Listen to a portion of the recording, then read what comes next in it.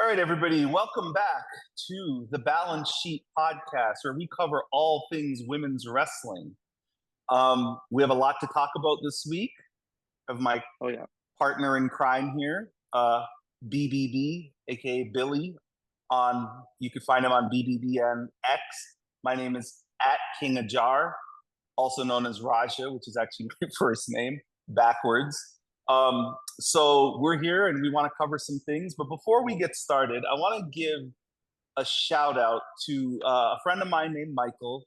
He and his lovely now wife, Victoria, got married yesterday. I was at the wedding. I was also at the reception. I had a very good time. It was a very Texas wedding because the meal catered for the reception was Whataburger. And it was the most Whataburger I have ever seen in my life. And the line was just like the drive-thru in Texas. It was very long. But Michael, Victoria, I want you guys to have a lifelong marriage. You guys are both wonderful. And Michael is a huge wrestling fan. And John Cena is his GOAT. And he says Rhea Ripley is the best women's wrestler of all time. And he all time. And he has a video of when Cody Rhodes won the title against Roman Reigns, where him and his friends were all doing a celebratory hug, because it meant that much to him. So he is a real wrestling fan, and I want to shout him and his lovely bride, Victoria, out before we get started. So thank you for my invite yesterday. I had a great time. Nice. It looked like you had fun. Sure did. I also had a busy weekend, just flew back home from New York. Went for a couple days with the family. It was cool. It's a good time, but a lot going on in wrestling. A lot to talk about. I don't even know that we landed on a topic, which I guess is a good thing because there's plenty to get to. Where you want? I think I know where. I know where I want to start. So I want to give a shout out to Rocky Romero of New Japan Pro Wrestling. I think he is the top booker. We knew that Mercedes Moné was going to have a match at Capital Collision in Washington. We didn't know against who, and we didn't know if it would be the main event. And so everybody was anticipating, okay, who's this going to be? She has the match a week before with Britt. And, Momo did the challenge backstage saying she wants a crack at the New Japan Pro Wrestling Strong title. And in instant minutes, the match was not only made, but Rocky Romero posted it was the main event. Now, to tell you how much, us fans and the crew do follow Mercedes and want to go see her perform, especially if it's in the main event. This is now my second experience doing this with a Mercedes/Sasha Banks match. So she posted that it's the main event. And then I went on Ticketmaster. And, our third cohort, Mike, who can't join us this week, I said, Mike, are you still planning on going to DC from where you live in North Carolina? Because the tickets are reasonably priced for the floor. And for everybody out there who is thinking about going, when I say reasonably priced, I'm not kidding about it. It's $70. So think about it in this context. The pay-per-view itself to buy it is $30. So if you were to buy the pay-per-view sitting at your house, or you could sit on the floor and watch all the matches, it's $40 difference if you can get to DC. So I was in LA on business and some personal stuff. And so going from LA back to where I live in El Paso, I changed my flight from LA to DC. This is how funny airlines works. I got a $67 credit because it's cheaper to fly from LAX to Reagan Airport in DC. So that $67 in essence became my ticket because it's 70, 67, okay. And then I have God knows how many Marriott points. So I got a free room at one of the Marriotts in DC because I have that much points. So then I said, okay, you know what? I'm going to do this because that's a long weekend. That's Labor Day weekend. So I'm going to go, to DC. And then from DC back to El Paso, the flight was reasonably cheap. And I used some more points and miles for that. So all in all, I am going to attend in person the Capital Collision event with Mike. And it's going to be the second time that I have seen Mercedes Moné/Sasha Banks main event. The first time is during my birthday celebration in Vegas, which happened a month after my actual birthday. I flew from Vegas to LA to watch her and Charlotte main event on Raw at the Staples Center at the time. And in the crowd that day was Oscar De La Hoya, was O'Shea or Ice Cube's son, the very big wrestling fan. There were several celebrities in that attendance at Raw, but remember, that was the first women's main event since Trish and Lita. Yep. And so I have done this now twice to see, Sasha Banks, Mercedes Moné, but I am very excited for this one because it's two things that I wanted to see. One, her in the main event against a Joshi wrestler. And number two, it is my first New Japan Pro Wrestling event live. I've been a fan of New Japan Pro Wrestling for a long time. I used to be a tape trader way back in the days.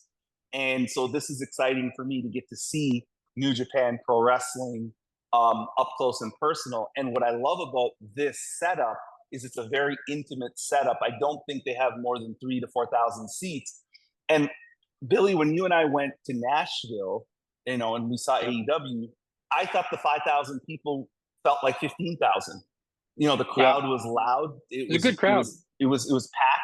So I'm excited for this, and I hope everybody out there at these ticket prices, think about it like this: third row behind the ring is only $125. So it's really cheap. I'm so, this, but I'm so jealous.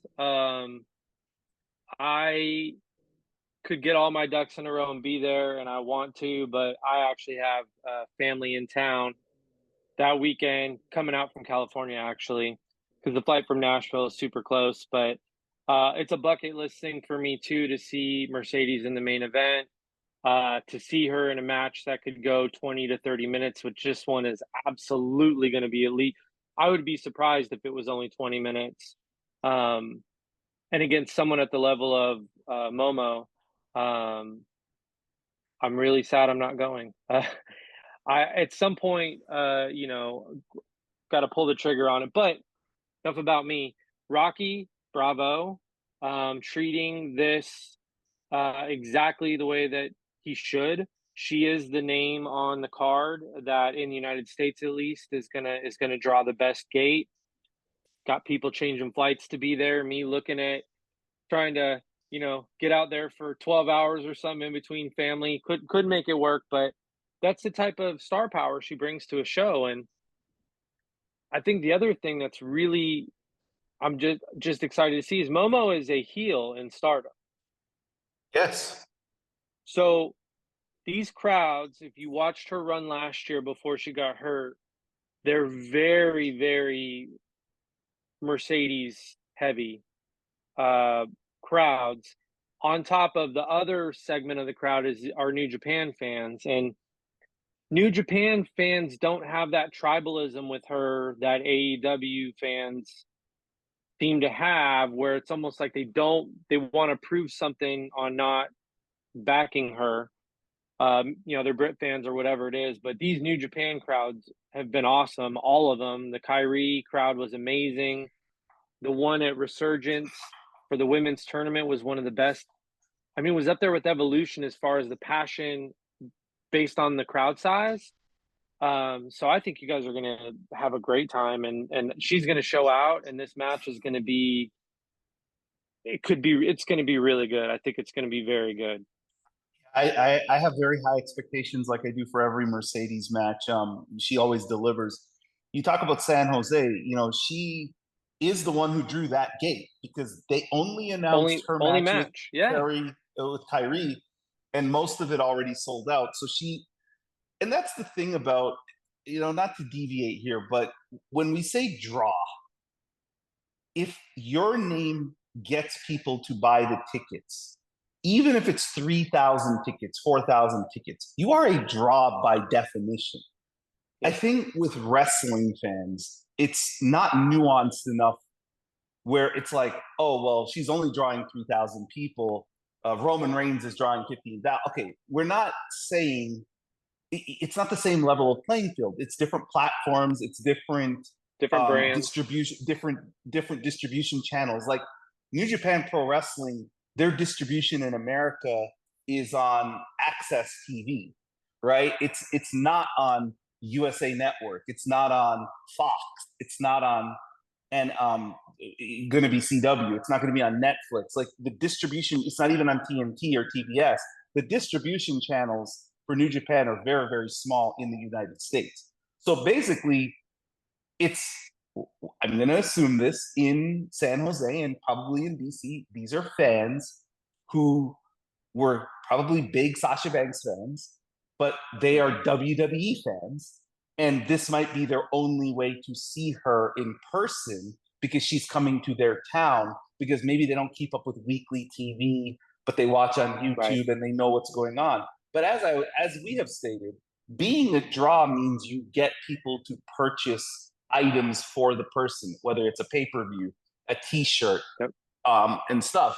And not everybody's cut at the same level, but it's also about the distribution channels. You, as a person who knows about distribution channels and marketing and analytics, you know that certain products that you deal with, certain companies just have better distribution channels and better marketing. It's a bigger base. They're going to do better, bigger base. So, but I think that what I want to give Rocky a really big shout out for is that we have been saying, at least for the last 2 or 3 episodes, that for Tony, he has an opportunity to pivot and say, okay, I'm going to be the place where you get the women's wrestling, because you know what?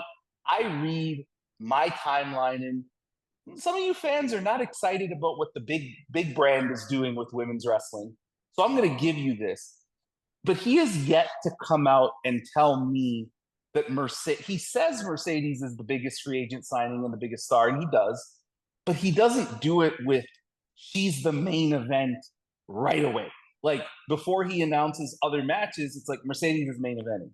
Whereas with Romero, he's done it now multiple times with it, where he said, you know what? When she's on my card, she's at the top of the card because she is the star. And again, not comparing, but Roman Reigns doesn't open SmackDown. He closes SmackDown every single week because he's Roman Reigns. New Japan treats her like that. And I want to see Tony do a little bit more of that, because he's still in the men's title has the main event, because I grew up on NWA. I grew up on AWA. I grew up on even old WWE, where that's how it always has been. But I think, to your point and to my point, it's about the biggest star.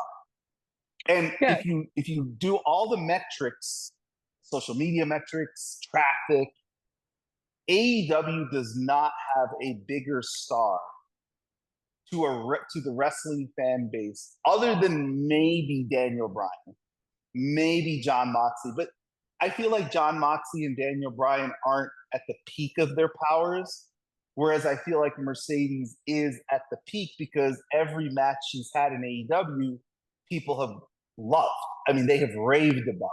It's the Stephanie match, the Willow match, the Sheeta match, Sky Blue. So, and also it says to the audience, we take women's wrestling equal to the men, because we're saying right away they're the main event. So I want to give the New Japan brass credit for that, and they deserve that. No, he absolutely. That's what you do. That's why you sign Mercedes and or put a belt on her if she's not signed to your brand. That's why you get the strong championship on her. Tony is saying all the right things off of camera, and I get it, kayfabe and all that, but I think from a business growth standpoint, we've talked about this. Roman Reigns was heel for 3 or 4 years or whatever, 5 years, and they didn't ever stop saying that he was the biggest business generator they had, that he was on a GOAT title run. They propped him up at every corner, even as the bad guy, right? The business he was generating. And I think you've got to, you're half mainstream fans are not watching the press conferences before and after. They're not all on I'm gonna call it Twitter. I'm always gonna call it Twitter. Mhm. That's a whole other thing. But they're not on Twitter looking at the post-show press conferences and looking up what Tony Khan says about the wrestlers. They don't care. Your normal, person who's maybe consuming wrestling here and there, if they are tuning into AEW, you need to say this woman on screen is the greatest women's wrestler in North American history, for that middle of the road fan to be like, "Oh man, I'm going to stay." Maybe they know who she is, maybe they don't, maybe they're a little bit aware, but you raise your brand by saying, "We went out and signed the greatest women's wrestler in the world." And we talked about this last week, but Yeah. I think Rocky's doing a great job of doing that. And but the to close my thought on the crowd, she's a heel. Um, she's great at being a tweener and kind of going back and forth. I just don't see how she's going to be a full heel. Momo's a heel. This crowd is going to be, she's going to be so over with this crowd. So I think you guys are going to get kind of badass tweener Mercedes Moné, who is my favorite version, where, you know, she's a little bit heelish, but not cheating and stuff, but just tough. But she'll have the crowd behind her for sure. So I'm not going to say the exact Marriott I'm staying at, but I've stayed at this Marriott multiple times in my life. My old job, I used to have a lot of business in DC, Silver Springs, Maryland, to be specific. So I used to stay at this exact same hotel. 2015, a month after Sasha Banks versus Bailey, I was at this hotel in the line to check out or to check in. There was two gentlemen ahead of me. Both had on the classic legit boss Sasha Banks t-shirts from NXT, the black and gold one. I mean, the OG shirt that she had for a long time. And I went up to them and I said, "Hey, you guys are Sasha Banks fans. So am I. I'm a huge fan." And I even showed them, the house show I attended where I got to see her. And they told me, this is 2015, that they only came back to wrestling because of her specific character that Yep. they saw a YouTube clip on. And it's the YouTube clip that's now very famous where she exploded on Alex Riley. And they saw her and they just were like starstruck by her, like as a crush. Like both of them are wrestling fans, but they left, they're brothers. And they saw her with the red hair, just a firecracker. And they're like, "Oh my God, women wrestlers look like this now." And they actually wrestle, they don't like pull hair. And then they got back into it. And so I know in the DC area, she's always had a pretty good following. We'll post the link after, but there is a very good, in fact, I could say it's a great Sasha Banks versus Bailey match in the DC Washington. It was a Monday Night Yep. Raw. The winner got to go on to face Alexa Bliss at SummerSlam. Everybody remembers the story. Bailey got injured, so it ended up being Sasha Banks anyway when she beat Nia. But that match, if you go back and watch it, it wasn't Brooklyn and it wasn't even the respect match or even maybe the matches they had on SmackDown years later. But it's the number fifth or five best of the Sasha Bailey matches they've ever had. I would make an argument that's number five. And it was a hell of a match where Bailey used the old Eddie Guerrero Rey Mysterio tactic to beat her, where she did the frog splash, thought she had the win, and Bailey just quickly flipped her over and won.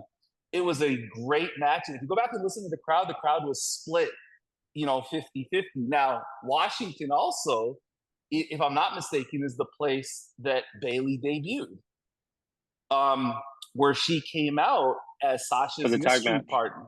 Yeah. Yep. So Washington area has sneaky good Sasha Banks history. She got to roll Bailey out the next night on Raw. She won the title first time in Pittsburgh. So that area has always been really good to her, and she's always had a good following. So I'm excited to be there, and I hope that the crew, as they say, turn out. We all turn out and cheer her on. But Momo's a tremendous wrestler. It's going to be good. So we're talking about New Japan and what we loved and everything they've done right. I think we have to be honest with our viewers and our listeners and speak to the Britt feud. And I posed the challenge to you before we started recording. And I failed. Twitter, our timeline, is very down on the Mercedes versus Britt feud. I'm not gonna criticize the points or the performers, but if you just look at the level of interest that a Mercedes Moné Sasha Banks feud that has gotten its TV time every single week, segments, I would say this is the least excited the crew has been for a long time. I cannot think of a feud of hers that the crew is less interested in. So, what I'd like to do is see if we can talk about what they have done right, because everything on the timeline is what hasn't gone right. So, Yeah. let me throw it to you. What do you like about this feud? Yeah, so you threw that out, and I've been thinking about it, and I'll get to what I like. Um, I would be fine if the crew was down on the feud if the general public was up on the feud. Maybe we don't like it, but the AEW fandom is eating it up. Then who cares? All I want is good wrestling, Fair. good women's wrestling. You know, Mercedes did some stuff in WWE where, she wasn't as over as the other talent in 2017, 2018. And it wasn't necessarily like going down the path that I wanted. I didn't love that I knew she was going to lose to Ronda Rousey at Royal Rumble in 2019, but I knew the match would be great. I believed the match would be great. And I thought that the match would be over, and it was. And so even going into a 100% loss, it was like, this is good TV. This is good for women's wrestling. We had two big women's matches on that card. So this is not just about them booking it for what the crew likes. Honestly, I could care less if it's successful as a feud. But what I like so far, I mean, the Comic-Con angle to announce the match was good. I think they've made Camille look great. I really love, if you haven't caught up on it, what Camille did on Collision. Kind of manhandled Britt. So I think they've done a good job establishing Camille. If anything, of the three ladies, I think Camille looks the best so far in the feud, as far as when the feud started and where her equity is at from the feud. And I think Mercedes is fine. She had the Sheeta match, and immediately everyone's like, best in the world. Look at the magic she can create. It's really on Britt now to catch up. I'm just going to say Britt's got to catch up. The way she entered the ring on Dynamite was very, like, you got to make it, like, where's the fire? You're supposed to try to run to the ring and kick her ass. We're a week and a half out, So that's what I want to see. Where's the fire? What do you like? Okay, so I think the Comic-Con thing was A plus. To me, yep. I was here on the feud, and then the whole Comic-Con thing got posted. I was like, oh, okay, this is exciting, because she's showing up randomly. You don't expect it. They're getting in each other's face. Tony is right there. He's like, I'm tired of this. This match, like, I felt big fight feel. Yep. I felt big fight feel. And I think we all got fooled by the Long Island stuff. See, if you just saw that clip and nothing else after, you'd be like, this could main event the show. Because my goodness, Mercedes is so over as a heel. They're booing her out of the building. Great. Yep. And then Britt Baker comes back, and the crowd's losing its mind. And all she did was go DMD. And everybody's like, oh my God, she's back. And it's like, oh, this could main event. And then everything happened after. And I think part of it, and look, let's call it what it is. You and I saw the match up close and personal. We were right there. We were 7 rows back. We saw Britt Baker versus Sheeta, which is legacy-wise the best AEW match, right? Which is it's like running Cena and Orton for women in AEW. It's their match.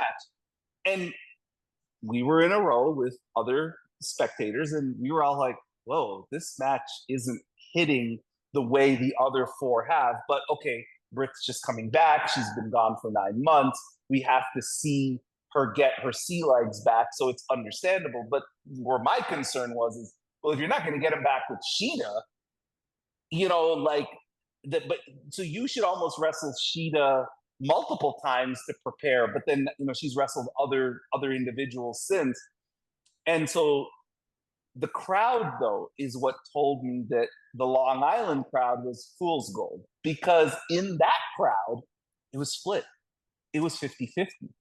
This was Britt's first match in 10 months in Nashville, Tennessee. And Sheeta was just as over as she was. And it was 50-50. Oh, and but more you know over what? by the end of the match, probably. But you know what? Sheeta's an original. People like her. Okay. Well, then let's fast forward to Iowa or wherever it was. And Mercedes is doing everything in her power to get them to hate her. And the crowd wouldn't buy it. And then Britt comes on the screen after, which I think they kind of should have kept her off TV that week. I think the whole suspension thing, they kind of they didn't do an effective job. Well, of the running angle like, after the Sheeta match would have been way better if she wasn't on mm-hmm. TV the week before, and if she would have ran faster. And so what ended up happening is, you know, you have now you have Britt on the screen saying, "Oh, you left and you took your ball home and went away," and the crowd's like, "Okay." And then when you go on Twitter, AEW fans agreed with Mercedes. They were happy she did that because she ended up landing with them, and they're like, "Well, the way Vince treated them, I would do the same thing." So it's like, wait a minute. Now you've almost turned your crowd to favor her. And then this week, I saw on Collision against Sheeta, she's getting a lot of CEO chants. I've read the blogs that she was very over in that crowd. Not Collision, on Dynamite. And then in Collision, when Camille did the running angle, Britt's getting laid out, and I didn't see people like booing and caring that much. Like, it's almost like, great, lay her out. So again, AEW fans have told me this. They DM me. They have tweeted back at me. Diehard AEW fans. Sir, Britt is not an effective babyface. She is a good heel. She is an effective heel. She's snarky. She's, you know, very, you know, uppity, and she's smug, and it works. But she's the same character as a babyface, which doesn't work. So if that's the case, then I don't know how to fix this, because Mercedes is clearly going to be a heel for a long time. Other than maybe on New Japan cards, but she's going to be a heel. And especially with Camille, she has to be the heel. I mean, that's the character. So I don't know how to fix this. But to me, the one thing with Mercedes, historically, and you said it about Ronda Rousey, you could talk about Bianca Belair in the same breath, which is going into the two matches, Ronda Rousey, Bianca Belair, 2019, 2021, we knew she was losing 100%. Like 100%. We knew she was.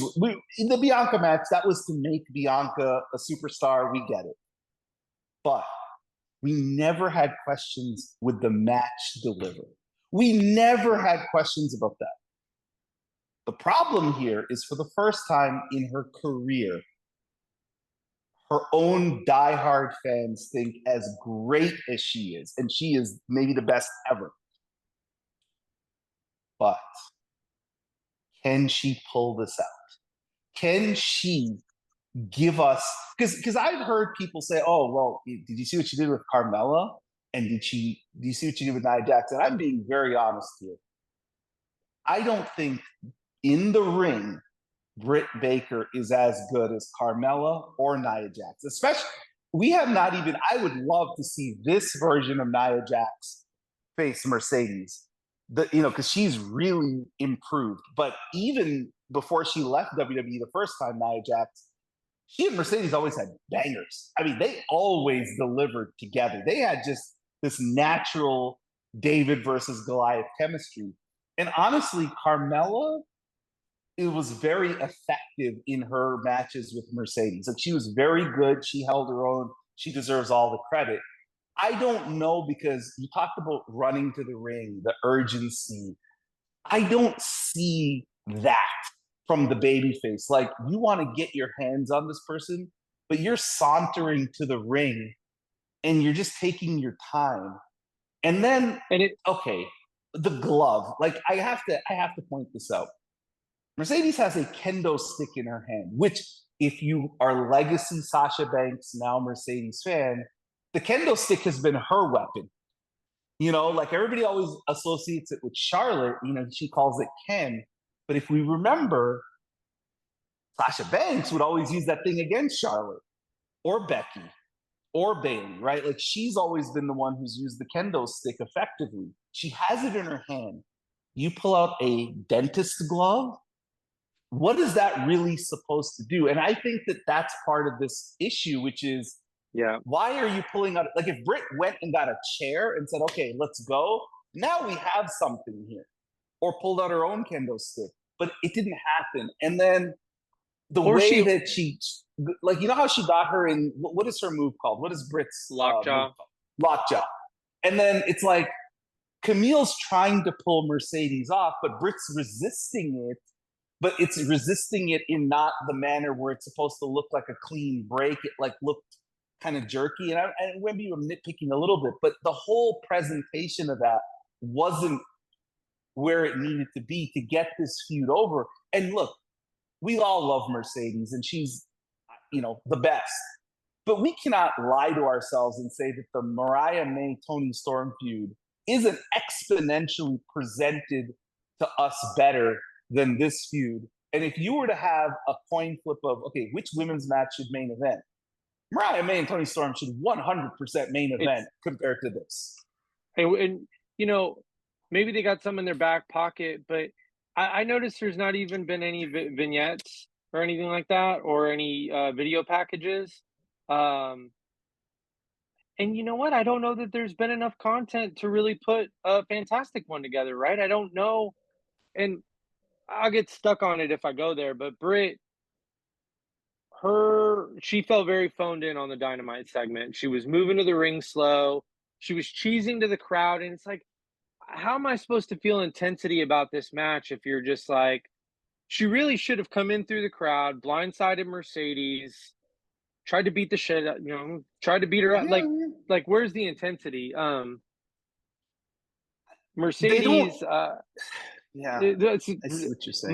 my favorite match growing up when I was a kid was Macho King Randy Savage versus the Ultimate Warrior at WrestleMania 7. Very specifically Macho King, right? Macho's the heel. It's a retirement match. It's very famous for his reuniting with Miss Elizabeth um, afterwards. That's like a 30-minute match. And it's a really, really good match. And watching it as a kid, I had no clue the carry job that was going on that night to pull that match off. Beginning to end, the crowd was Warrior was as over as he had ever been in his career in that moment. Obviously when he beat Hogan was the peak of his career, but this is a year later, so over, and the match was great. And we all know now, Macho King, Macho Man was one of the greatest of all time. In the Monet Mag, that Mercedes does every week. If you haven't signed up, you should. Mhm. If you've been a fan of Mercedes for any period of time, she really lets us in more than she ever did before. But in the Monet Mag this week, she talked about matches she was looking at for prep. I think she should watch Macho King, Ultimate Warrior, just for some vibes of Ultimate Warrior is a lot like Britt, is just a fantastic package for wrestling on the outside, the look, the demeanor, just a character, but the inside the ropes has not been good consistently and has not been good lately. And I hope she shows up, man. I hope she shows up with some intensity because, Mercedes is going to bring it. She never has not, but it does take two to tango in this business, and that's a big stage to have someone um, have to be carried. It's tough. So that is a great match to point out because again, you're right. As a kid, my family, my mom and my late father were very invested for whatever reason, in watching wrestling with me, in Miss Elizabeth Macho Man. I don't know what it is about them as a couple, but like my mom was just all in on this TV drama, Mega Powers, everything. So they'd watch with me. And we were in the Sky Dome, me, my mom, and my sister, when Elizabeth came back with Dusty Rhodes. And I have said this on this podcast before. She got the third loudest pop that night. Hogan, Warrior, her. She got a louder pop than Macho Man for sure. She got a louder pop than the Hart Foundation, who was number 4. And number 5, funny enough, was Dino Bravo, because he was Canadian and Hacksaw Jim Duggan kept chanting USA and he was getting booed. But they cut it out on the VHS. If you ever got the VHS back in the day, they audited it out like we were cheering for Duggan. We were booing him out of the building because he's like, USA. It's like, you're in Canada, goof. But like, that's a true story. Elizabeth was that over. Fast forward to WrestleMania 7, they reunite. I was at the SummerSlam wedding. My dad lived in New York, and I went to SummerSlam 91. Match made in heaven, match made in hell. They main evented SummerSlam with a wedding.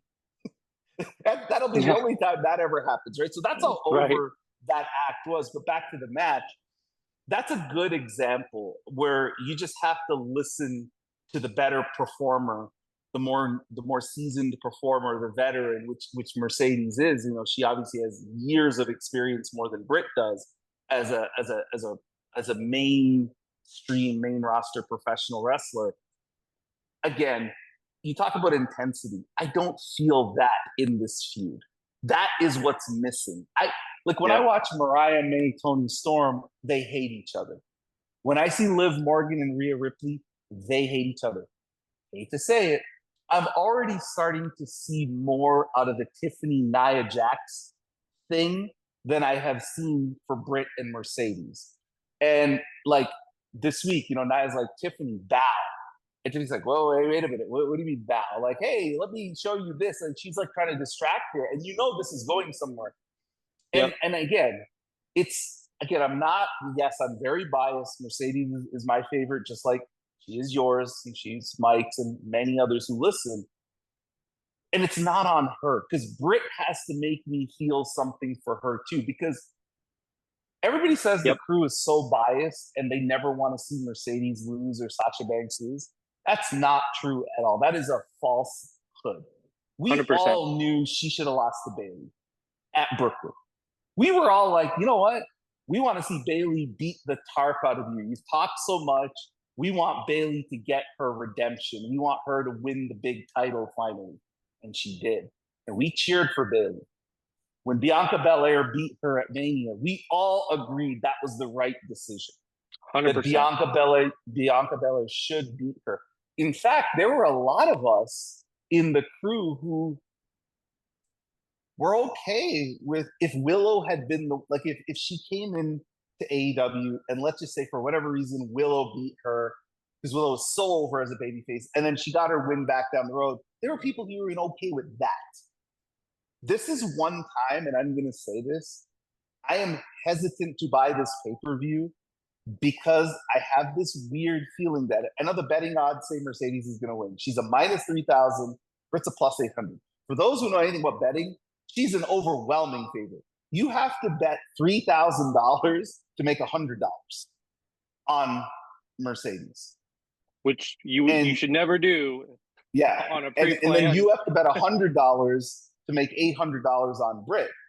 So if that's true, then I should have nothing to worry about. But because of who Britt Baker has been in AEW, the pillar, and Tony has always booked her very, very well, I am afraid of seeing Britt Baker win. And the reason is not because Britt can't win and doesn't deserve it. No. The story is awful if she wins now.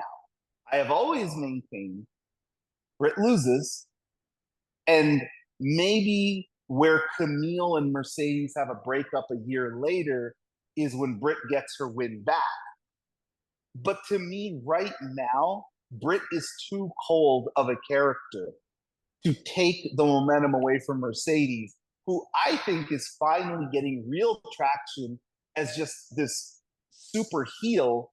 And the crowd is, responding as needed. They are booing her as they needed. There's always going to be CEO chants. She's that big a star, but she's in that Randy Orton world. She's in that Roman Reigns bloodline world. The Macho Man, when he did the thing to Steamboat, where if you go back and watch WrestleMania 3, they acknowledged it. Gorilla Monsoon goes, standing ovation for the Macho Man. He's a diehard heel. And Jesse's like, oh, they love the Macho Man here in Detroit. I'm like, as a kid, what? He's a bad guy. You're not supposed to cheer the bad guy, but wrestling fans have been advanced now, so it's respect. So to me, and I'll let you kind of counter, that's my worry about buying this pay-per-view. And I'm probably going to end up doing it anyway because I want to buy all of her pay-per-views and support her because I'm obviously going to see the show in DC live. But I'm just afraid that Britt's going to win this match. And honestly, it just kills all the momentum that she has built up. Yeah, no, I'd love to sit down with a Britt fan and have them explain to me what would be a good story of Britt winning and things get better for both of them from here. I can't think of it, so I don't think it's there. I actually think if Britt is up for it, there's some really good character development off of her losing. And actually losing clean. I know Mercedes is a heel.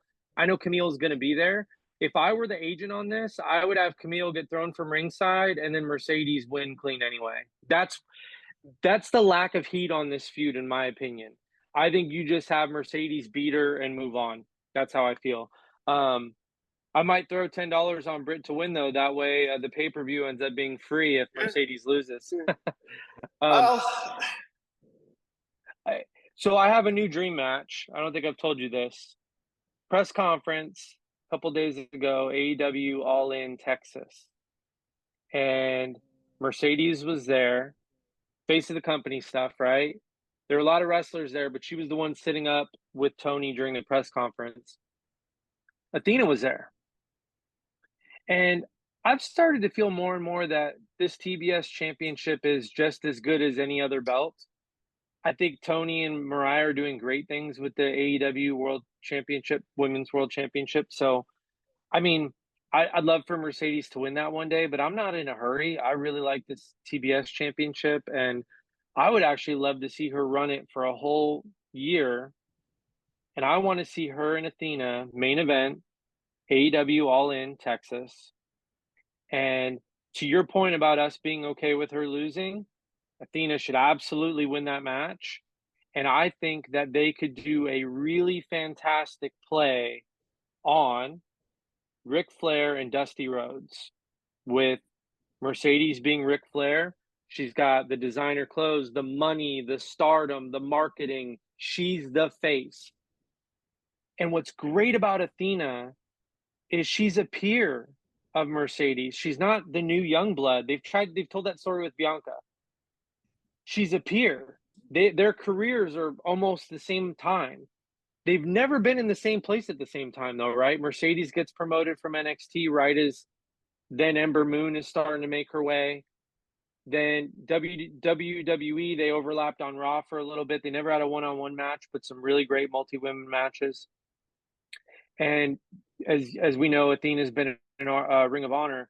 But it's such a great story because she could play that Dusty Rhodes character. She's been putting in the work, putting up a legendary career.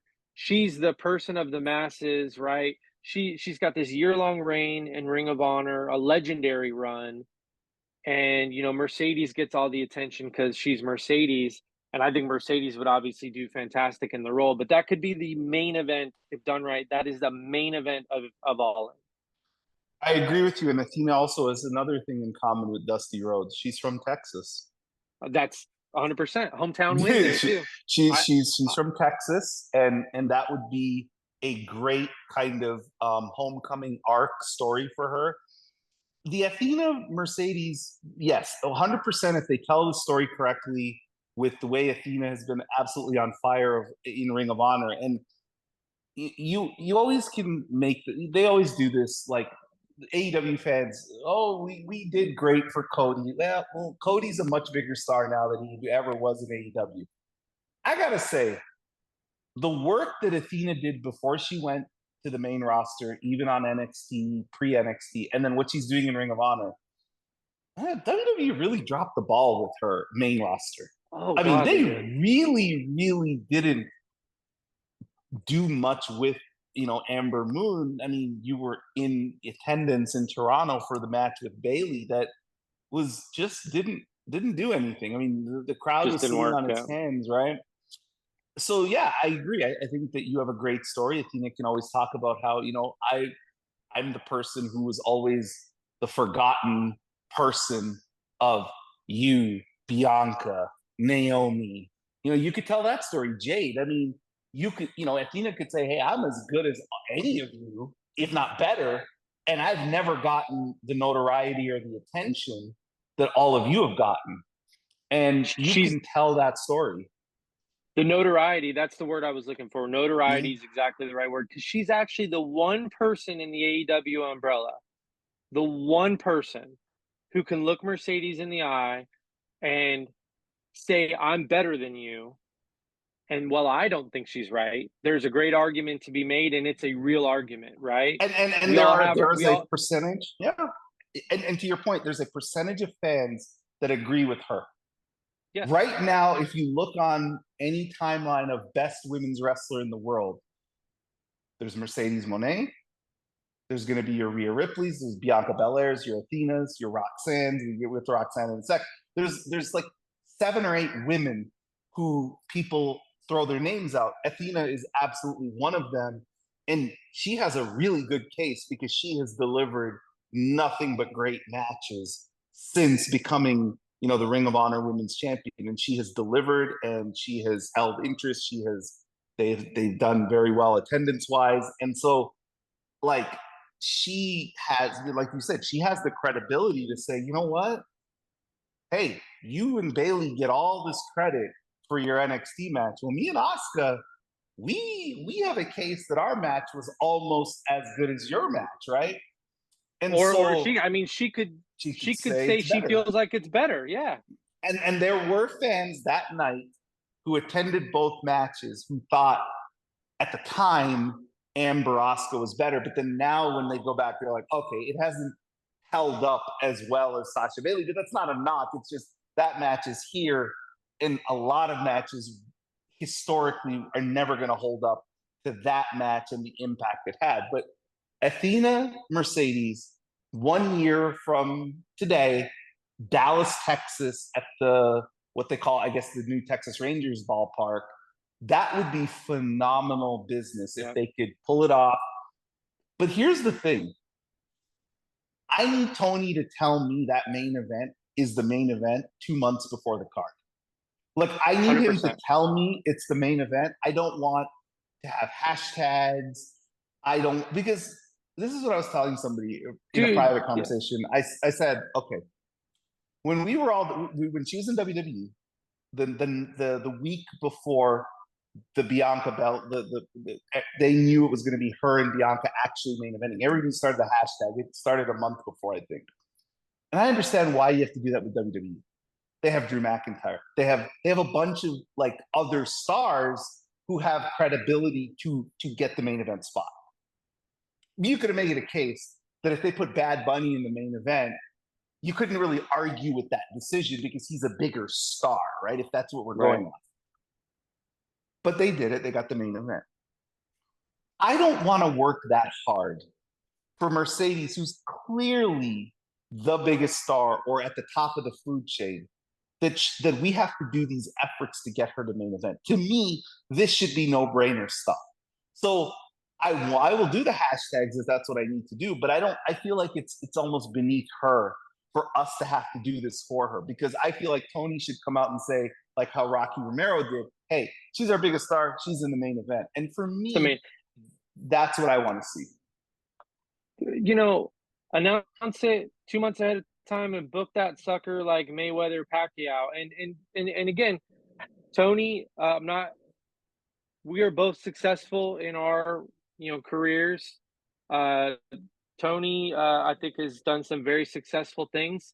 Obviously, as a booker and creating AEW, and I'm not saying he doesn't know business or anything like that. What I am saying though is, again, to grow this thing, what is better than saying, I have the two best women's wrestlers in the world, maybe in history, and they're both in their prime. They're both in their prime and they've never fought one-on-one. In fact, the other wrestling company that you guys love so much had both of them for 7 years overlapping. 7 years. Never got the And match. they never made this match. Never got the match. I'm giving you the match. And they are the two best women's wrestlers in the world. And who's going to argue with them? Everyone who would argue Athena or Mercedes are not the best in the world, they're on the other channel, and we don't, Tony doesn't care what they think anyway. You know what I'm saying? So you could promote that as, I have the best women's match that could possibly happen in the world, and you should come to Globe Life Stadium and see it for All In. I mean, that is the biggest match that can be made outside of WWE and women's wrestling, in my opinion. I think there are women with a bigger profile currently than Athena, but I think if you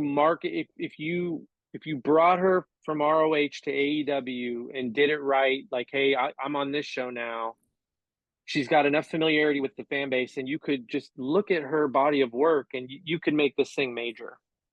Yeah, I think we can all agree the biggest women's wrestling match that exists in the whole landscape, and I think is a good way to pivot to WWE for this week, is Bianca Belair versus Rhea Ripley. Like, I think that is the match that we've heard about for years now, that these two are on a collision course. I mean, they did the angle after Mania where Rhea came out, looked Bianca in the face, and it's like, we never got that again.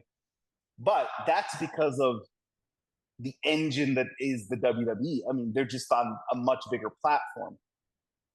But the hardcore in-ring, like, hey, forget about the star power thing. They Athena and Mercedes have it, but in the ring, between the ropes, where we could have a legitimate best women's match of all time in the ring, you could make a case. Yep. Athena versus Mercedes has the best betting odds to crack, to surpass Bayley versus Sasha Banks. They could have the best odds. And for a main event in a stadium, that's what you want, where you're going in with these high expectations and 99% they're going to deliver. And, to pivot to WWE this week, because we have not talked about WWE at all. No. They absolutely, furthered some women's storylines this week. Liv and Rhea are doing Liv and Rhea things where clearly I think that they set up the mixed tag.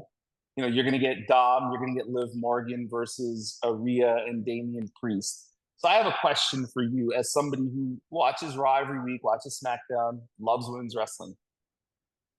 Do you feel like the Liv Rhea feud, as hot as it is white hot, is more focused on Dom than Rhea trying to get her belt back?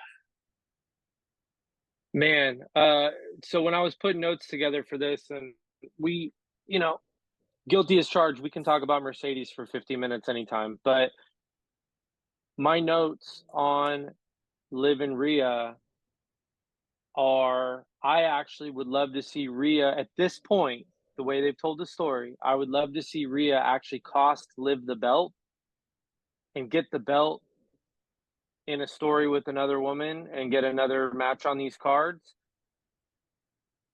because they are making it all about Dom. And I originally liked the idea that Liv was going to take Rhea's belt and take her boyfriend and take her group. I love that. It doesn't play for me, though, if every promo is going to be about Dom's adequacy as a lover. I think if Liv and Rhea are driving that storyline, I'm not going to sit here and tell them what storylines to be a part of. They're probably comfortable with the content. I hope they're comfortable with the content. That's fine. I'm not like a prude. I grew up in the Attitude Era. Like, I get all that. Some of the stuff China did was way over the top, and she was still a pioneer in women's wrestling. I'm not saying it's beneath them, or I'm not going to go there. That's for them to decide. But if it's not about the belt, then drop the belt. Then have, very easily, Rhea could interrupt a match, and Liv can drop the belt to someone else, and they can fight over Dom and the group. but the belt is very much an afterthought, which I hate. It really rarely happens with the men's titles, and it happens too often with the women's titles. And it's a great opportunity to make another women's match on the card by getting the belt off of that and then fight over their blood feud. You know What do you what? think? Well, I think you actually just solved two problems that wrestling Twitter or X Twitter has talked about. Number one, Liv Rhea being about Dom, not being about the belt, which a lot of fans aren't fans of. And number two, what to do with Bianca Belair, because you've just solved for X, which is Bianca Belair should be the person who beats Liv Morgan because of Rhea Ripley. And once Rhea disposes of Liv, she can come back and say, okay, I want my match with you, Bianca, because I'm the reason you have the title to begin with. Now we can finally settle who is the best of the new roster, the new generation. And now you have a way of telling the Bianca Rhea story, which, I mean, again, I think injuries played a part in it. I think Liv getting super hot played a part in it. But it's just, to me, it feels like they have been trying to get this thing going. And I do believe that Bianca Rhea will be the next women's WrestleMania main event on one night. That is, if any match is going to usurp The Rock, Reigns, Cody, Punk, it'll be that match. Because those are two women that Triple H has pretty much raised like this. Like they are his children. And he is not going to pass up an opportunity to have them main event a WrestleMania. Number one, it does one thing. It gives Bianca a leg up on everybody. The only woman to main event Mania twice. Number two, it gives Rhea the resume check mark that she does not have yet. And number three, you don't have to tell the Mercedes Sasha Banks part of it anymore. You can just say, well, hey, they just main evented a WrestleMania. So for me, I think that, and I hope for others out there, that would be the way to do it. You're going to Netflix in January. That first show, Bianca Belair versus Rhea Ripley, Liv Morgan. Rhea costs her, and then that's how you start. You go to Mania where I guess maybe Liv and Rhea have an I Quit match, something like that. Rhea makes her say, I quit. That's probably the way you end that feud. And then you start the ball rolling for Bianca Belair and Rhea. Well, absolutely. So as good as the Bianca Rhea match, and it's a Mania main event, don't get me wrong, but they don't want to turn Bianca heel, and Rhea is as over a face as they have right now. So you're right. And maybe I started the idea, but you took it to the next step, and I think it's perfect because you create a real story for them to fight. It's going to be hard to get your true face-heel dynamic with Rhea and Bianca. It is. So it needs to be one of those. It can't just be like, I respect you, let's fight. And if Rhea helped her get the belt and kind of comes back around, that would be fantastic. And you know what? They don't need a Mania main event this year because, well, maybe they do. Probably Punk Rollins and then Roman Rock or Jacob Fatu or whoever. Feels like they have stuff set up for the main event this year. But if they wanted to, how cool would it be to give Rhea the Bret Hart, Daniel Bryan treatment, and Liv and Rhea are battling not only for the blood feud, but for the chance to get the belt back, and the winner faces Bianca later. That would be super cool too. You bring up didn't Bret Hart have a I Quit, or was it? I don't know if it was I Quit, but he had to beat. Well, no, he lost to Owen and then won the title later at 10, right? Yeah, he lost to Owen the first match, and if Lex Luger lost the match, then he gets the match. If Luger, it would have been Luger Brett or Luger Yokozuna. They did the whole coin flip thing for the Rumble. So you bring up something interesting about Bianca Belair specifically. See, Rhea Ripley, whether she's a heel or a face, she's gonna get cheered no matter what, and they're okay with that. Bianca Belair, I don't know if she can go healing again. I don't know if she can be a heel the way WWE markets her. because I watched that Fanatics video, and there are little girls with the braid of all races. By the way, this isn't just it's young black girls, which is a very important demographic for WWE, but it's just young girls. They just love Bianca Belair. She's like their hero. Yeah. I don't know. She's basically the female John Cena. You can't turn her heel anymore because she's too likable, not only in the ring, but the marketing, the promotion, the braid, the EST, the girl, the woman empowerment. Like, there's an empowerment. Yeah. it's just I don't know if you can turn her heel. And by the way, I personally was as big a fan of her heel character in NXT as anything else she's ever done. She was phenomenal, and I thought her and Io were going to be this amazing destructive tag team, but they never kind of pushed that forward. But Rhea and Bianca, clear cut, is the collision course for this company, and the same way we think Athena and Mercedes should be in AEW. So the other storyline that we briefly touched on in WWE that got some traction this week is Nia Jax and Tiffany. And so I want your thoughts on this. So I don't know if you watched I know you watched the whole segment. I did. Tiffany was getting cheered from the very beginning. Like when she picked up the microphone before she spoke, everybody's cheering for her. So to me, even though Tiffany does everything heelish, she's a babyface because everybody's cheering for her. She has Tiffy time signs. People love the pink briefcase. They just like her. So they're already starting the motion of she's going to get tired of getting bossed around and cash in for a big pop, or the Nia's next, I guess, underling is going to prevent a cash in. So I have an idea. In the same SmackDown show, we last week on Spotify said no more 3-minute matches, Triple H. That was the heading. None. He gave us 4 minutes of Blair Davenport and Naomi. So he listened. No 3 minutes, I'll give you 4. I have not seen anger about a match in quite a long time on the timeline. I did not watch it live. I was out. But when I came back, it's like, why did Naomi go back? What happened? Why is he doing this to her? She lost in her hometown. And the hometown thing, we could talk about another episode. I don't know if it's a big deal as a lot of people make it out to be, but it's like she lost in 4 minutes. It wasn't even a great match. She was killing it in TNA. What have they done since they brought her back? It was just on and on and on. So then I thought about it. She's going to go heel, isn't she?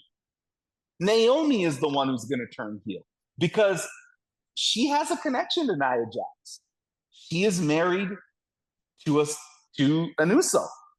She is married to a Nia Jax family person.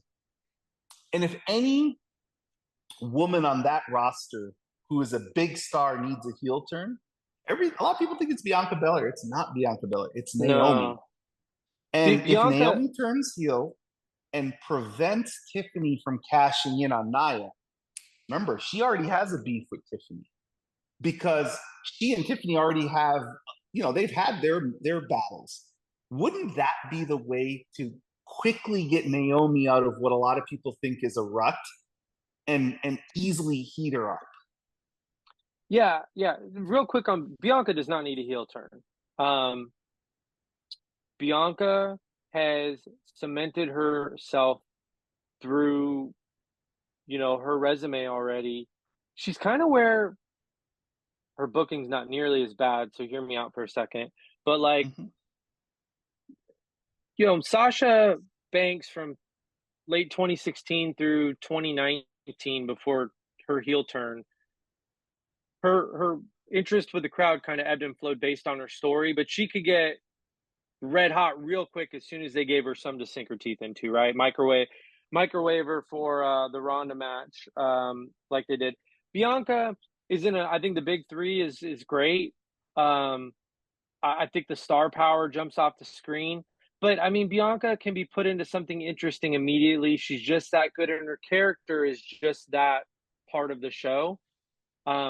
Unfortunately, that's not where Naomi's at. And I mean, I get why she went back. It's her husband's there, her family's there. Um, Here's what I'll say, and we said it last week. If you're gonna lose in 3 minutes, you better freaking be telling me a really good story about a person reaching a breaking point and knowing that they need to make a change, to be competitive. But if you're just going to tell me that Naomi is okay losing to Blair Davenport in 4 minutes and she's just going to keep doing what she's doing and be happy to be, she's the third wheel in the big three right now. And I'm not saying Yeah. Trinity is a third wheel. In the story, she's not on the tag team. They haven't done Freebird rules, which I think would be a great story if they don't want to turn her heel. But Yeah. she's the third in the big three. The other two are a tag team. She needs something, man. And she's very good. And what's the next? I think a heel turn would be fantastic. She would get mega heat turning on Jade and Bianca. I mean it could go nuclear pretty quickly. And I just can't. If she's just losing a 4-minute match on SmackDown, then it's a misuse of assets. I always say that's a misuse of your own assets. Which Triple H has been guilty of in the past. There's no reason to make someone of Naomi's stature lose a match that doesn't get time unless the lack of time is a driver for the next part of the story. So we talk about Naomi. There's another woman who did not appear on SmackDown. That was the other thing that my timeline was very hot about, which was Bayley. This is a person who the women's division on SmackDown was basically built around for a year. It was her Damage Control with Bianca. Then after Bianca, it was her and Io. And she's just not on the show. And again, I'm putting my Booker hat on, conspiracy theory hat on, storytelling hat on. I think she's going to Raw. I think she's going to be off SmackDown, and I think she's going to come help Damage Control. It almost feels like we're going to get a reunion because whoever is agenting or booking the show, they're like, we broke them up. We understood why we did that. And now we are not really doing anything with either of them. So Dakota just, sadly, we just found out Dakota, hope she gets well, is out for a while with a torn meniscus. So then, Asuka's still out. So Damage Control has a numbers disadvantage. It's just the Sky Pirates against 3. Well, who makes the third? They're not going to do something landmark where it's Julia or it's somebody like that. So to me, it has to be Bayley. And then it's like, okay, we told this story to bring them back together. Did we do it because of injury? Did we do it because we didn't have anything else for them? Again, Bayley and Naomi are two of the most talented women that have ever competed in the WWE on any type of main roster, NXT roster. And I am a little disappointed that the direction for both of them, like Naomi hasn't even gotten the big win since she's come back. At least Bayley got the year-long story, the classic Mania match, the win, the pop. She's gotten those things, and she had a nice title reign up until losing to Nia in terms of at least length. Naomi hasn't really gotten anything. So to me, both of them are, I don't want to say they're stuck in mud, but those are two women who, I'd like to see something fresh and done with. Now, I could make this case for Naomi also. Should she go back to NXT? Yeah. So real quick on the Bayley thing, I think she's been on TV every single week pretty much since coming back from her big injury, right? She hasn't, if she's been off TV, it's not been for more than a week or two. So as much as we want to see her on TV, maybe she's getting a well-deserved rest. She is well. She was at the Fanatics signing today, right? So she's good. And if Triple H is just saying, I don't need Nia to beat her twice, so I'm just going to hold her off TV. I'll move Nia along. Because the only other reason to have her around right now would be to put Nia over again if you're having Nia keep the belt. The draft's coming up in, a month and a half? So, yeah, I think you're right. Real quick on Naomi. They don't have to turn her, actually. I think fans would love seeing her part of what this new bloodline's going to be. So she doesn't have to turn, but she has to come in with an edge. Like, I'm not going to take shit from anyone anymore. Edge. I don't know how they reconcile that with the big three, because when they're all three on screen together, they've got something cool going. You noted last week that they should freebird the tag team championships. That would be super cool. But then having her lose to Blair again, I don't know how that serves the big three well at all. And so I would like to see her turn heel and align with Nia, or snap, but in a good way, and just say, hey, you know what? I'm aligning with my family. I'm part of the biggest, most important family in wrestling. I'm gonna roll with my family and not take crap from anyone anymore. I could have the timeline not complain about Naomi if they just did this one thing.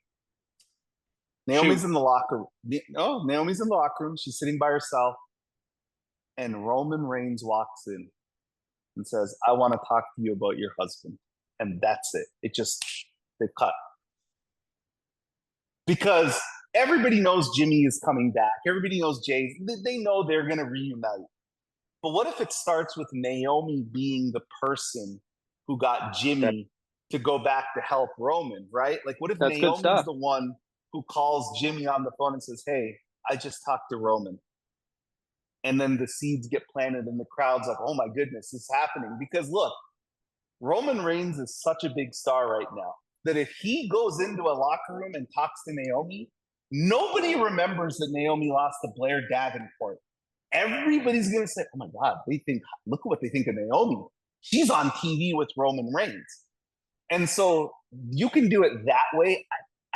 They have yet to incorporate the Samoan women, which is Nia or Naomi, in terms of the marriage into the storyline at all. And there have been Right. multiple opportunities because, like Naomi, when she was on the tag run with Mercedes, Bloodline was the most heelish thing going, and they never crossed the two. So you know, Yeah.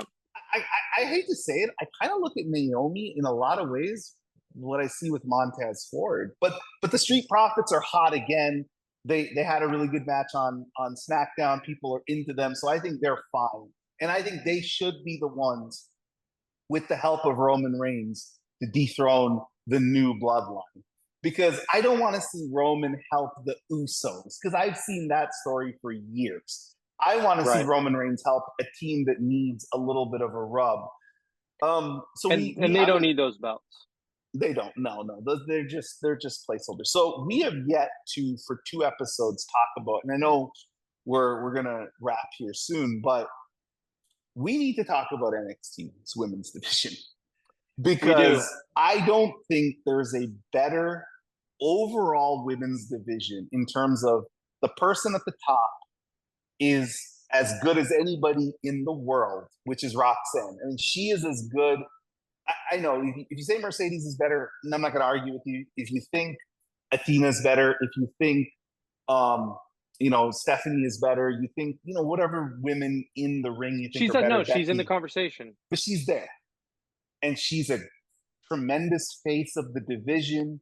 And she just puts on classic after classic after. I mean, she's just on fire. And her character is amazing. And she has really taken what AJ did very, very well as a character and combined it with the 2015 in-ring Sasha Banks and put those two things together. And she is absolutely as good as anybody. But the depth of the NXT women's division in terms of the younger, the more inexperienced women, but they're getting their TV time. They're showing off their skills. You have the North American Women's Champion. You have Kalani Jordan. Kalani Jordan, but then you have what is her name? Oh, she's the lady. Oh, how do I not know her name? I'm such a big fan of hers. Um, not she's the one. Miss Parker. What is her first Oh, name? Jada Parker. Jada Jada Parker. Parker. She's has a lot of traction. But then they have two of the hottest women free agents that NXT has ever signed coming in, but they're already telling you they're coming in. Like they're already telling you Roxanne has been talking about both of them nonstop. Like, oh, you're going to bring them in to beat me? I don't care. I'll beat them too. I And love it's that, by like, the way. holy cow.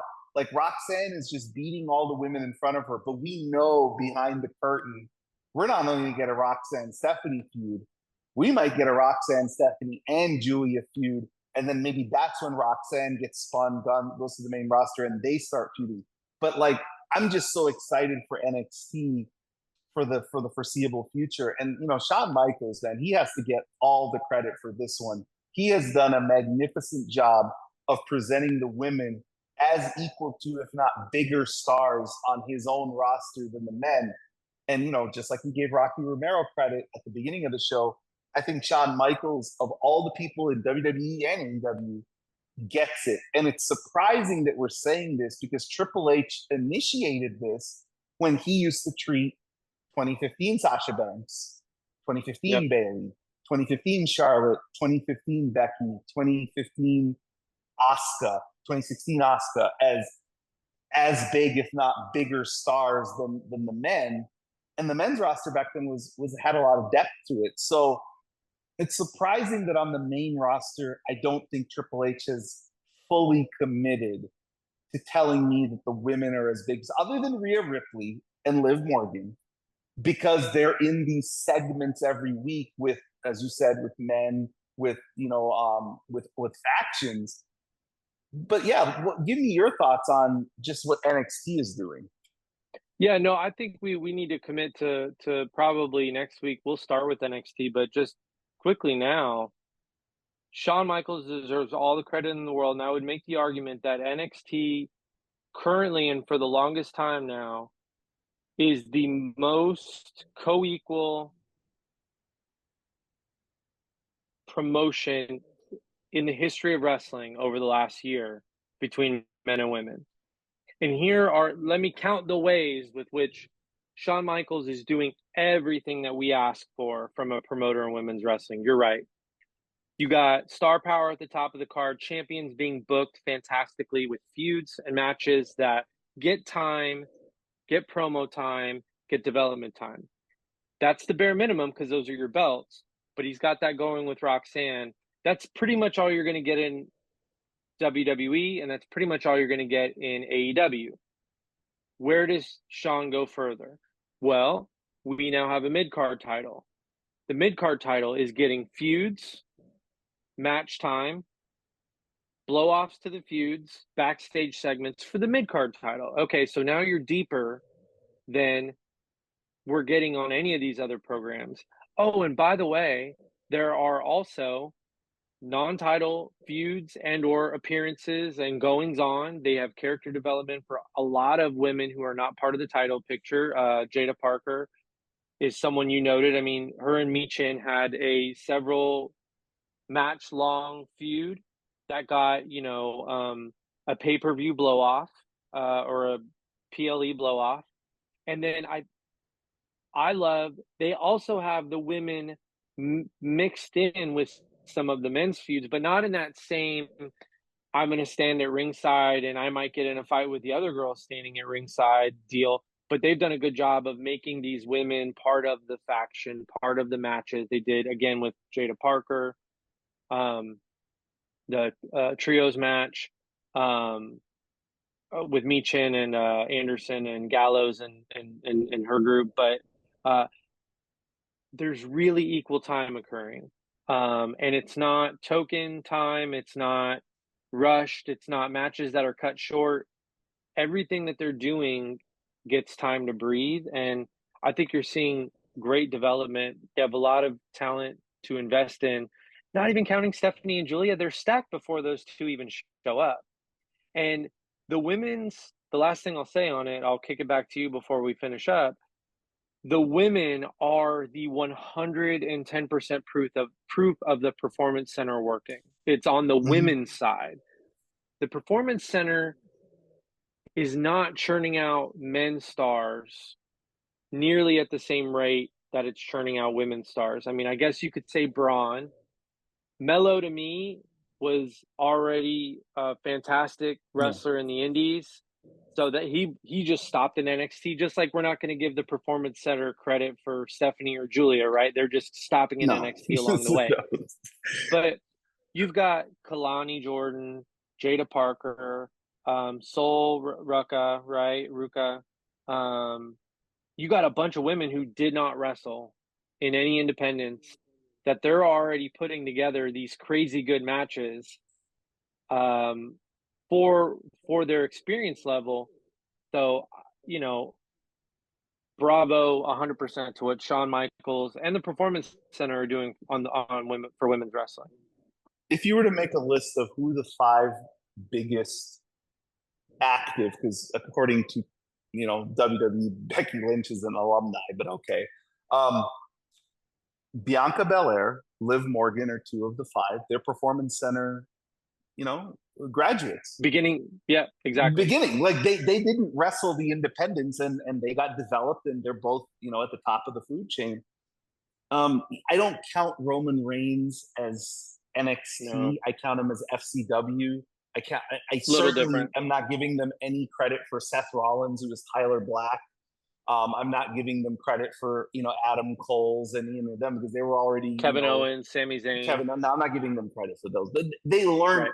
like the hard cam and things like that, but they didn't learn how to professionally wrestle in the Performance Center. But yeah, I agree with you, and I think that the fact that he allowed Kalani to have that match that she had on the pay-per-view, the one that was very comparison to Ricochet Ospreay, tells you that he's not only allowing the women to wrestle, he's allowing them to go out there and take chances and do different things. Take chances, take risks. Yeah. Historically, women have never been allowed to do.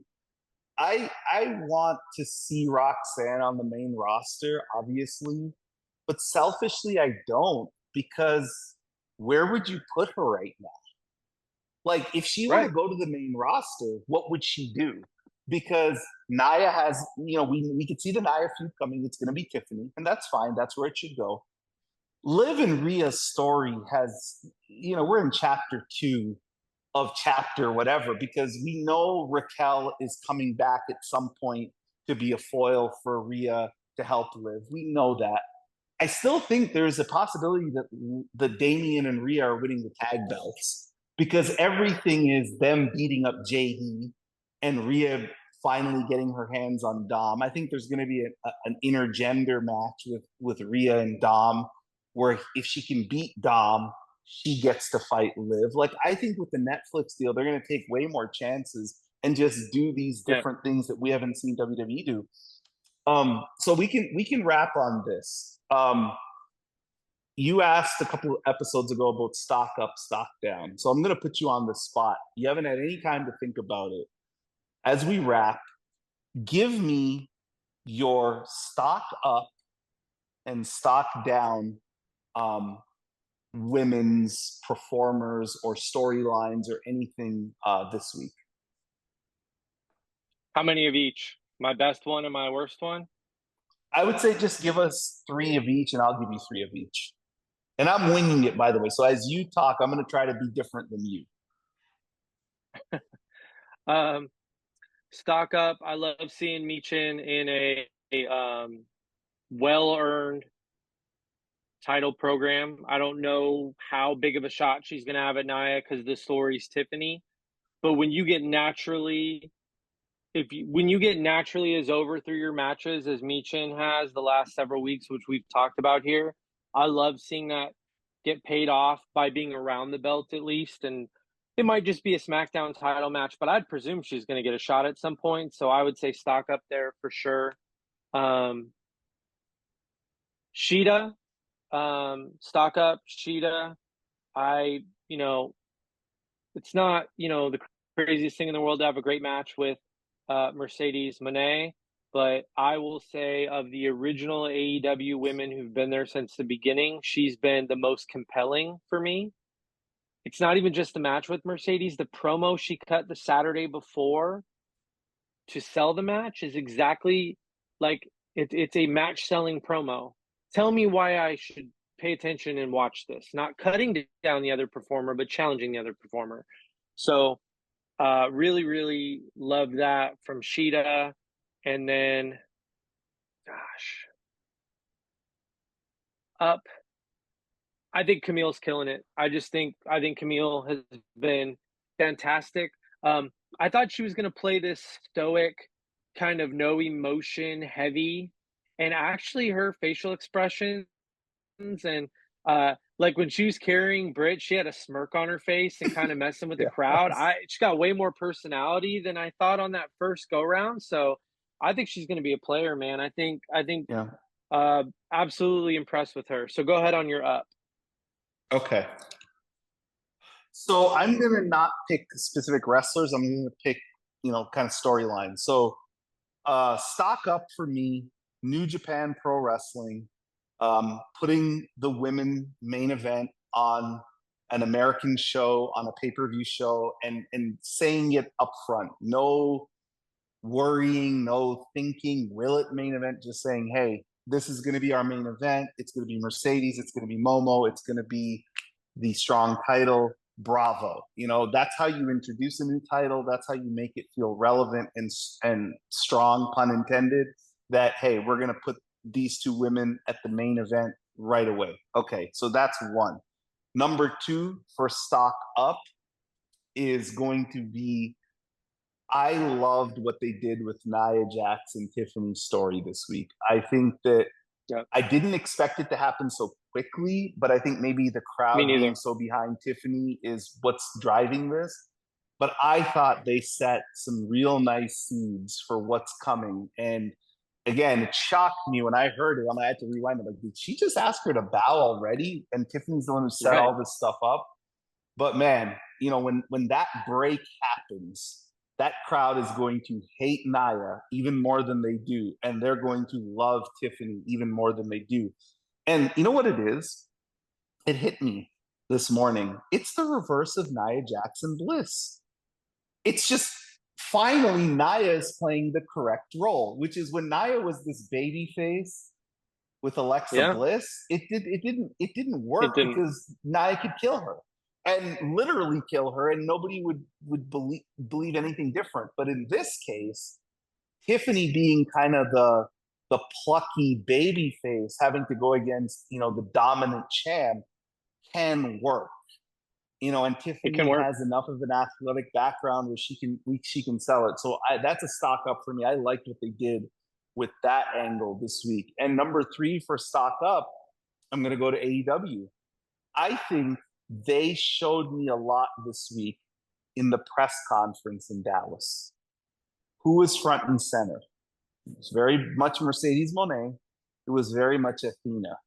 So they're telling us that these are two of the whatever top faces in the company. Now they might not book the matches at the order where we would like, but in these type of media events, I was very impressed with Tony having both of them be front and center with their belt.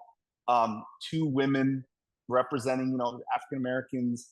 It's a very strong message, and I thought that he deserves a kudos and a thumbs up and a stock up for that. So those are my three stock ups. So we go New Japan Pro Wrestling, we go Nia Tiffany, Good list. and we go, yeah. So those are my three. Okay. Stock down, we kind of talked about them. Naomi losing in 4 minutes. It, I'm not trashing Blair Davenport. If Blair Davenport needs to beat Naomi, make it a 12-minute match, then I might be like, oh man, Blair Davenport might be someone to watch, right? But these 4-minute matches are nothing. There's not a lot to tell, right? So I know they've had backstage segments and stuff, but you know, I would have wanted to see some in the ring, so I don't want to belabor that point too much. Um, and then that's really the only thing I'm feeling, I guess, super negative about. I mean, I spoke on Britt. It is what it is. At this point, um, the Sheeta match kind of showed me that it's pretty easy to win me over as a fan, right? I'm not stubborn. I'm not against rooting for AEW pillars, but you know, I haven't seen anything, so I'm not going to hold my breath to see something. I know Mercedes is going to have a great entrance, great gear, probably a epic wig, and an epic crowd reaction. I think it's been a very long time since the people of London have seen her wrestle, so I think she's going to be mega over. But those are my two. Probably on the Okay. down. So I'm gonna kind of take what you've already said with Naomi and Blair, but I'm gonna spin it.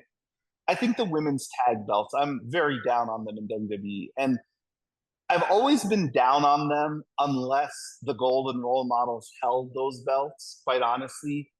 But with Bianca and Jade, I felt like they were enough of megastars that they made at least the belts feel somewhat important because they held them, because they're such big stars. Now that the belts aren't in with the Golden Role Models or with Bianca and Jade, they're paperweights to me. I'm very down Yeah. on not the champions, but the champions themselves finally, at least on Raw, get booked decent where they laid everybody out. So that's promising. But they have never made me believe those tag belts are important. Like the company, I mean. Like they don't main event unless big stars are holding the titles. They're pre-show. Like they put Bianca Belair on a pre-show. That itself tells me what they think Yeah. of the belts. Because Bianca Belair, her first ever Mania match was the main event. So it's not that they don't think she's a big star. So it's the tag belts, and I don't know if they need to repackage them, if they need to make them a singles title. I don't know. I wish they did more with them. So definitely stock down for me there. And then the other stock down, I hate to say it, is the Mercedes Britt feud. I'm just not as invested for the first time in my wrestling Mercedes Moné fandom career of one of her feuds compared to everything else. Like I was more invested in her and Alicia Fox when they had the Rich Swann and the other gentleman who was in that like mixed tag feud that would happen on Noam Dar, Tuesday right? nights. Noam Dar. It's just there's something about this feud that doesn't hit for me. And I can't quite put my finger on it, and I'm trying not to be just like you negative about. Well, it's because of Britt. No, it's something that since the Comic Con just hasn't clicked. And again, my only salvation is that they have a really good match. It's a one-off. Mercedes wins, and Britt goes somewhere else in terms of her character, and Mercedes goes somewhere else in terms of what she's doing, and they kind of get separated for a while if they don't touch back for a long time. And that's it, because I want to spend the money on AEW to support Mercedes. I'm going to New Japan, in DC to support her. But this is the first feud that even if I have to watch AEW on tape, the timeline has already told me they weren't excited. Like it's like they have yet to give me, maybe they'll never get this on this feud. But when she came back with the blue wig reveal, I saw the TL was lit that night. It was just lighting up. I haven't seen it yet with this feud. And everything Mercedes does usually lights up the TL. So it tells me that there's just something amiss here. And it could just be that these are just two performers that they have not had enough story to tell to get us invested. Because what is the story? Well, I was the face before you came here. Now Yeah. you're the No, face, and I kind of want to be the face, but I don't know why I should be the face when you're the much bigger star. Again, not to be too negative, that's what it is. So that's my second stock down. And let me give you the third one. And the third one is that, in my opinion, what they have done with Bayley, not Bayley herself, because she's phenomenal, and Damage Control, I think is a miss on the Triple H regime, to me. for sure. Io Sky is as good as anybody in the world also. We talk about people who have a legitimate, I can be named the best women's wrestler in the world. The match that Io had with Kyrie on Raw was phenomenal stuff. I mean, Io's at the top of her game. But again, Io felt like such a big star just 2 months ago, having that title. And now she's in these random things with Kyrie. Are they going after the tag belts? Well, if they are, okay, where's that going? I just think that they ended Damage Control, the story, way too Too quickly. soon. And now you're seeing the residuals of it where Bailey is kind of here, Io is here, and those two women specifically, but Kyrie part of it too, Dakota, Asuka, they deserve, they're all great. So why are they being kind of stuck? And I'm stocked down on the booking of Bailey and Io currently, not them as talent. So I want that to be clear to everybody. So those are my three.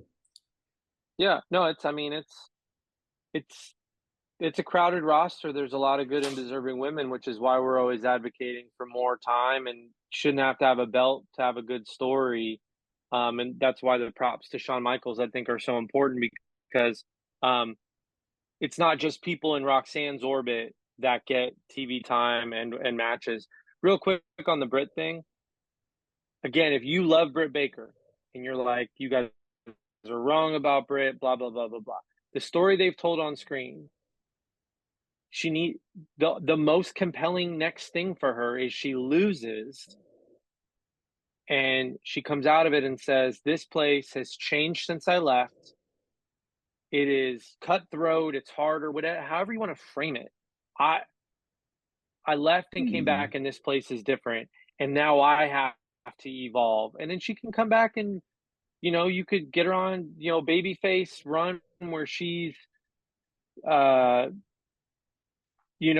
to like get her legs back under her, or you could have her go feud or go back heel pretty quickly from there where she just gets cutthroat because she's not going to give up any more territory. But that's where I've said they could save it by with the right result will help. You could make a case you could move Britt to Ring of Honor, have her beat Athena go to AEW permanently, and then she starts chasing Mercedes. You can always do that story if you really want to Dallas.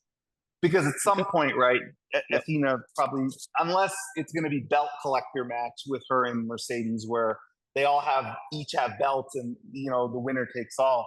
But yeah, no, I think we covered a lot of ground this week, and I think that we went over. But I think because we haven't covered NXT in a couple of weeks, we kind of have to, and probably have to break this up again into a couple of different parts, and post it. But I think we covered a lot of good ground, and I think that it's going to be exciting for me to represent the balance sheet and Mike as well in DC, and to report on how a New Japan crowd is and how they react. Now I know it's a New Japan American crowd, but nonetheless, it's going to be a hardcore wrestling audience who is there for not just Mercedes, but also for a lot of the matches on the roster. So yeah, I'm excited for that. And we'll see what happens in women's wrestling this week. There's a lot of segments already planned on all of the shows, so we're gonna have a lot to talk about next week. And remember, next week is All In weekend. Yep, All In weekend, got exciting stuff coming up, and these episodes go long because there's more to cover than ever before, which is one of the great things. But we also still, keep pushing for more because, again, the NXT thing, that's a great show where women are put in a position to lead, and that's just kind of what we want more of, especially with the talent that's currently out there in women's wrestling. So good call, and I will continue to be jealous and wish I could go with you guys, but we've got a lot of exciting stuff coming up. So yep. All right. All right. Until next time, everybody. See you next week. See you next week.